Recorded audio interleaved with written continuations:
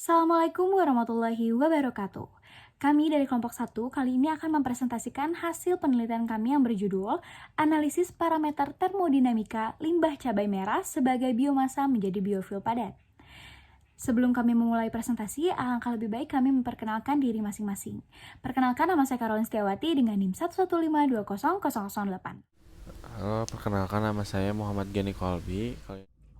Perkenalkan, saya Angela Pramudita Kencana Sari dengan NIM 115200040. Pada presentasi kali ini, kami akan membahas pendahuluan, metodologi, hasil dan pembahasan, juga kesimpulan dari penelitian kami yang berjudul Analisis Parameter Termodinamika pada Limbah Cabai Merah sebagai Biomasa menjadi Biofuel Padat.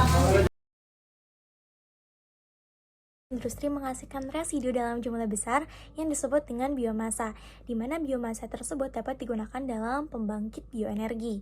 Nah, beberapa limbah yang digunakan sebagai biomasa itu diantaranya adalah biji, limbah lumpur, daun, dan ganggang. Nah, sedangkan menurut Food and Agriculture Organization 2015 menyatakan bahwa data di seluruh dunia itu menunjukkan 1,3 miliar ton makanan terbuang setiap tahunnya yang setara dengan kerusakan yang menghabiskan 750 miliar dolar per tahun. Nah, budidaya cabai merah memiliki kepentingan yang lebih besar dan dianggap sebagai sayuran kedua yang paling banyak diekspor, meliputi produksi tahunan di seluruh dunia sebesar 30 juta ton dalam satu area seluas 4 juta hektar. Itu menurut Ray Bauer et al. 2011. Nah, di mana produksi buah ini dianggap sebagai salah satu yang paling penting untuk mewakili ketiga dalam produksi dan konsumsi sayuran kedua setelah bawang putih dan bawang merah. Nah, sehingga menurut Lee et al. 2014 penting untuk memahami kimia biomasa alternatif, bagaimana mengetahui proses konversi secara termokimia menjadi bahan bakar yang berasal dari biomasa. Sehingga tujuan dari penelitian ini adalah untuk mengkaji parameter termodinamika yang terjadi selama proses konversi termokimia limbah cabai merah menjadi biofuel padat, di mana nilai entalpi yang didapatkan melalui metode Ozawa Flame Wall akan dibandingkan dengan nilai entalpi hasil perhitungan menggunakan persamaan energi Gibbs dan rumus umum.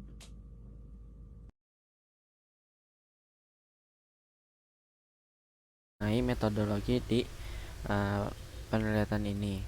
Jadi metode yang digunakan untuk proses penelitian merupakan hasil metode studi literatur dengan menggunakan jurnal utama sebagai sumber permasalahan dan sumber data. Selain itu juga digunakan pula juga jurnal pendukung untuk membantu proses analisa.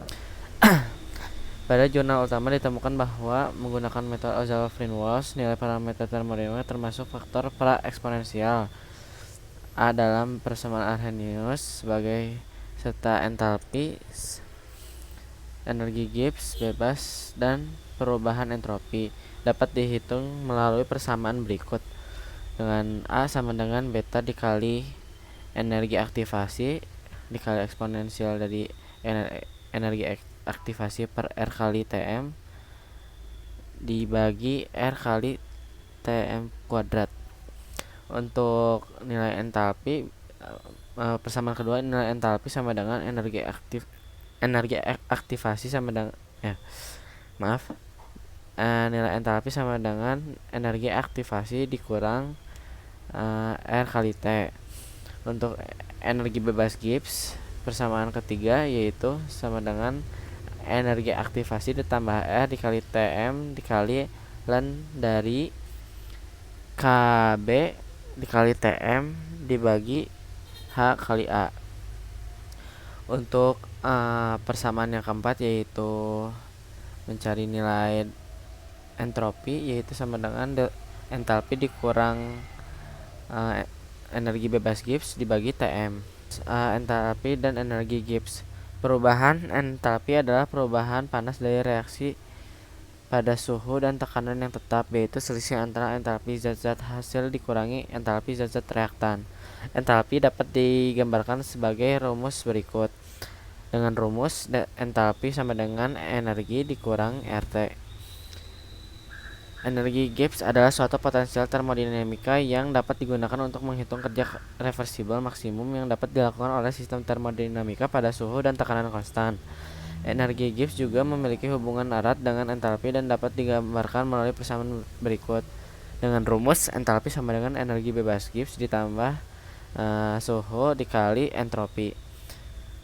Dalam melakukan reverse calculating, dibutuhkan persamaan yang dapat menghitung besar suhu berdasarkan data studi literatur yang dapat dihitung menggunakan modifikasi dari persamaan 6. Ya, kita akan masuk ke dalam segmen hasil dan pembahasan. Untuk mengubah sebuah biomasa cabai merah menjadi biofil padat, maka diperlukan proses pirolisis. Nah, proses pirolisis ini terdapat 3 tahap yang dapat mempengaruhi grafiknya. Menurut Ridwan, pada tahun 2019, proses yang pertama itu merupakan tahap pengeringan. Nah, pada tahap pengeringan, massa akan menurun dengan lambat. Dilanjutkan oleh proses devolatilisasi di mana massa akan menurun dengan cepat, dan dilanjutkan oleh proses karbonasi di mana massa akan kembali menurun dengan lambat. Nah, sedangkan menurut Maya dan De Moraes pada tahun 2016, dekomposisi selulosa dan hemiselulosa terjadi pada suhu 220 derajat Celcius sampai 315 derajat Celcius dan 315 derajat Celcius sampai 400 derajat Celcius.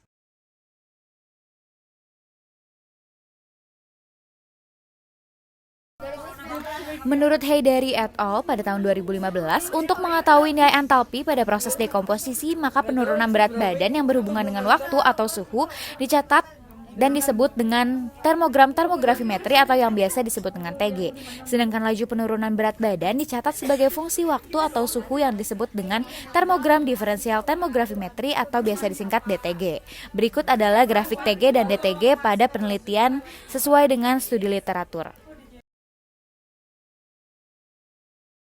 Berdasarkan studi literatur yang telah kami lakukan, didapatkan bahwa untuk mengetahui nilai entalpi dapat menggunakan grafik TG dan DTG yang telah disampaikan sebelumnya dan menggunakan metode Ozawa-Flynn-Walsh. Maka didapatkan nilai entalpi sebagai berikut yang dicantumkan pada tabel 1.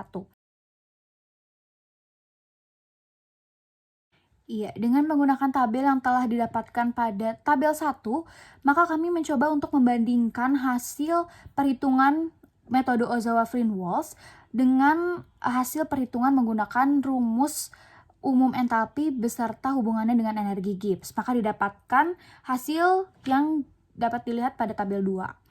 Nah, didapatkan juga bahwa rata-rata nilai entalpi perhitungan itu sebesar 89,952 kJ per mol yang tidak jauh berbeda dengan entalpi metode Ozawa-Flynn-Walsh yang memiliki rata-rata sebesar 87,79 kJ per mol.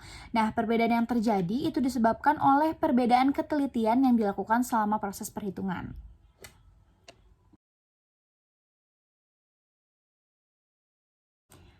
Berdasarkan studi literatur yang telah dilakukan dalam menganalisis parameter termodinamika yang terjadi selama proses konversi biomasa cabai menjadi biofil padat, didapatkan bahwa parameter termodinamika yang dihitung menggunakan metode Ozawa-Flynn-Walsh menunjukkan hasil yang kompleks, sehingga dapat disimpulkan bahwa 3 tahap proses pirolisis terjadi selama degradasi massa. Dan hasil perhitungan entalpi menggunakan metode Ozawa-Flynn-Walsh menunjukkan rata-rata sebesar 87,79 kJ per mol yang tidak jauh berbeda dengan hasil perhitungan menggunakan rumus umum entalpi dan persamaan energi Gibbs yang memiliki rata-rata sebesar 89,952 kJ per mol. Dan perbedaan yang terjadi disebabkan oleh perbedaan ketelitian selama proses perhitungan. Sekian presentasi dari kelompok 1. Mohon maaf apabila ada kesalahan. Wassalamualaikum warahmatullahi wabarakatuh.